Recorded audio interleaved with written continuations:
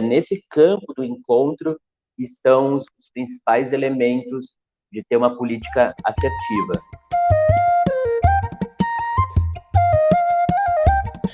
E numa perspectiva nutricional também, porque a gente entende que esse acesso à alimentação e ao que é uma alimentação saudável ou até mesmo adequada, todas essas questões que você trouxe para a gente aqui dificultam realmente esse acesso, até mesmo à informação, né? Mas aí quando a gente fala, por exemplo, da questão nutricional, ela já encosta muito mais numa área até da saúde, muito mais cultural, né? É também uma área área da saúde mesmo, né? Focada assim, é quase que uma coisa médica, assim. A gente fala da saúde, a gente associa muito a essa área médica, mas nutricional também é saúde, né? E essa promoção, ela é dificultada. Existem especificidades para essa população, ou eu pensando aqui, talvez, numa população trans, ou uma população existe alguma diferença? Existe algo a mais que precisa ter uma atenção nisso também? Ou a questão do acesso é o que mais preocupa nesse caso? A gente precisa mirar, inicialmente, uma conquista significativa da população LGBTQIA+, que é a política integral em saúde da população LGBTQIA+. Ela é uma das poucas que permaneceram no governo federal nos últimos anos, por um estudo do Tribunal de Contas da União, bem recente. Ela, ainda assim, encontra dificuldade de colocar o tema da nutrição, do acesso à alimentação adequada e saudável como prioridade na agenda dos municípios, dos estados e da União, como uma ação articulada, integrada, tanto do ponto de vista dos serviços, mas também dos conselhos de políticas públicas. Temos a dificuldade do processo de formação de nutricionistas, especialistas em saúde coletiva, de ter cadeiras, campos de formação e de estudo com essa intersetorialidade.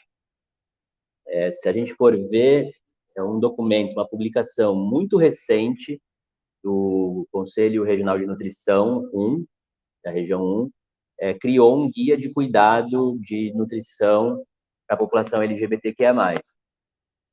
Ainda tem uma carência, tanto do ponto de vista dos conselhos, mas também do próprio Ministério da Saúde, de uma política mais focada, né, com relação à temática. Assim como instrumentos de atuação, referenciais teóricos e técnicos, linhas de cuidados. Então, esse foi o primeiro esforço de adensar um debate sobre isso.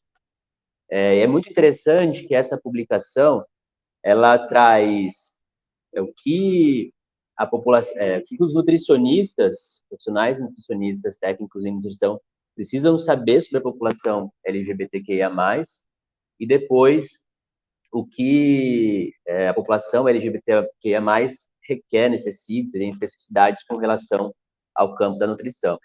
Então, essa publicação também traz um componente que deve ser valorizado para todas as áreas, e a gente recomenda muito que seja apropriada por as instâncias técnicas dos ministérios, das secretarias, no nível municipal e estadual, porque ela tem um campo dialógico, não é algo prescritivo, não é algo apenas um roteiro, né, de abordagem. Nesse campo do encontro estão os principais elementos de ter uma política assertiva. E muitas vezes a população que está historicamente tendo seus direitos violados tem uma grande dificuldade de poder chegar a um serviço público, porque nesse meio tempo, né, nesse percurso até o serviço público, pode sofrer uma agressão, uma violência, uma LGBTfobia, uma ameaça de morte. Então, a gente está falando de uma questão muito objetiva, né, que isso gera, inclusive, um estresse psicológico, um estresse social, e que tanto dificulta a adesão ao tratamento, a uma linha de cuidado, assim como também uma dificuldade de construção de um diálogo com os profissionais em saúde. Então, nós vimos que essa publicação ela ajuda muito nesse, nessa reconstrução de referências.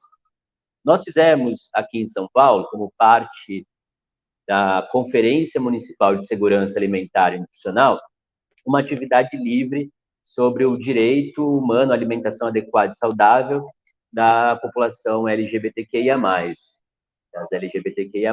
Nós identificamos, sim, que existem algumas especificidades que têm a ver, então, com esse processo de discriminação, de preconceito, de LGBTfobia, que afastam as pessoas dos serviços públicos. Tem também a necessidade de uma maior comunicação em saúde e em nutrição, para que as pessoas consigam compreender dinâmicas inclusivas das LGBTQIA+.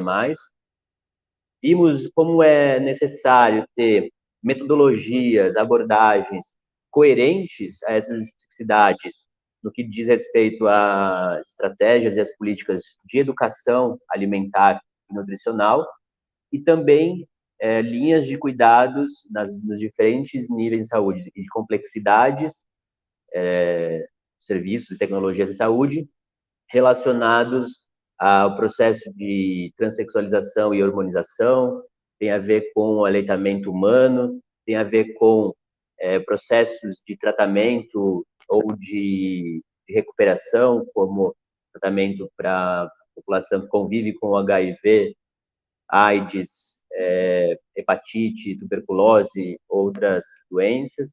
Então, tudo tem que ter um olhar, sim, específico, bastante articulado, né? Evitando também, ao mesmo tempo, a estigmatização dessas populações e, com isso, criando, de fato, uma política inclusiva.